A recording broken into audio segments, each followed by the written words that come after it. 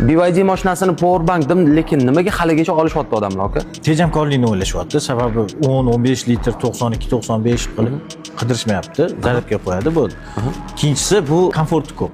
Любой BYD boshqa mashinalarni urib qo'yadi.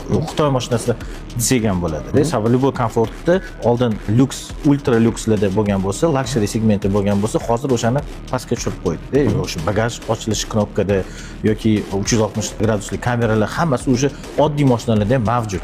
Oddiy modelda ham bor BYD.